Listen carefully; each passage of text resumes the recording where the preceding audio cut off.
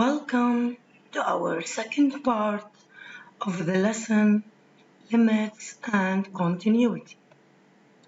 In this video, we'll learn how to find the limit of a function at a given point using substitution method. Find the limit of a function at a given point using factorization method.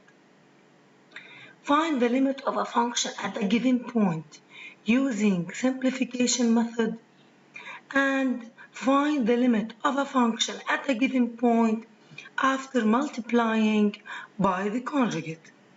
Before we start, bring your materials and let's begin together.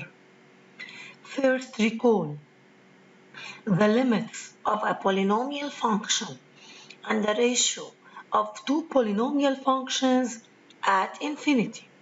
Now start with the limit at a given point.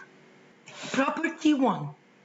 To find the limit of a given function at a given point, we use direct substitution method. Example. Find each of the limits below. The limit of x minus 2 times x squared plus 5 exponent 7 as x tends to 2 will be equal to 2 minus 2 times 2 squared plus 5 exponent 7, which is 0. As you see, we substitute x by 2 in our expression. Second one, the limit of x minus 1 times x2 plus 1 exponent 5 as x tends to minus 1 will be minus 1 times minus 1 squared plus 1 exponent 5, that is minus 64. C. The limit of sine x times cosine 2x as x tends to pi over 2. If we substitute x by pi over 2 using calculator, we get x equal to sine pi over 2 times cosine pi, which is minus 1. Application 1. Find each of the limits below. Similarly, we substitute x by the given value.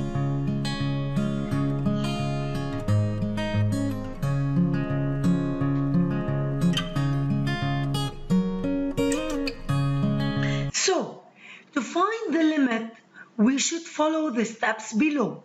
First, direct substitution. We substitute x by the given value. If we get an answer, we stop here. If we get an indeterminate form, which are infinity over infinity, 0 over 0, plus infinity minus infinity, or 0 times infinity, we first use factorization, then simplification, or multiplying by the conjugate, then simplification.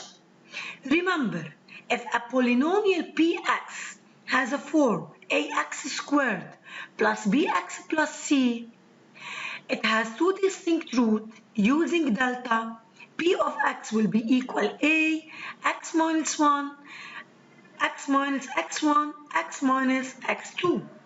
Also remember, the conjugate of a plus b is a minus b. Examples. Needed to find the limit of 5x over x2 plus 2x as x tends to 0. If we direct substitute x by 0, we'll get 0 over 0, that is indefinite form. So here we use factorization. We take common x in the denominator, we simplify by x in the numerator, and we'll get 5 over 2. Here we use factorize, then simplify. Another example. To find this limit as x tends to 1, if we use direct substitution, we'll get 0 over 0. We use factorization by delta, we get the factorized forms, and then we simplify by the common factor x minus 1 to get our limit.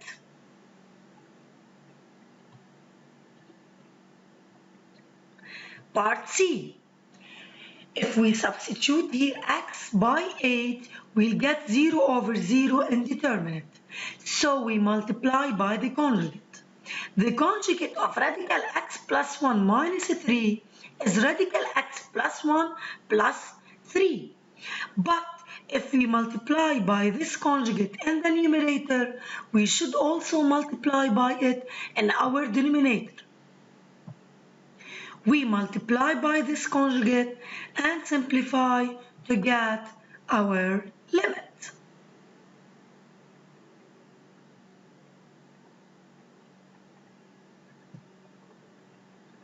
Please bring your paper, write the summary of the rules given, and start do our application.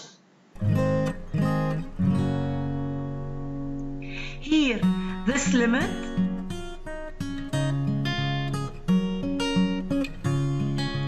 has two possible values. In your opinion, which is true and which is false? Farah or Fatima? Go back to the beginning of the video to know the correct answer.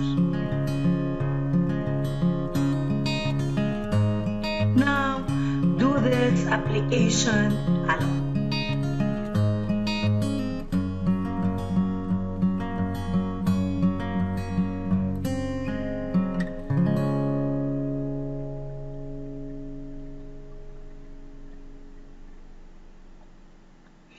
As a summary about limits,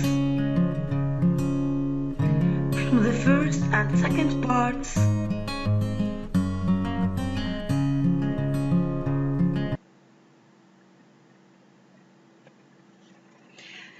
this is your assignment. Please do it very well. If you miss some details, watch again the video and then do it, please.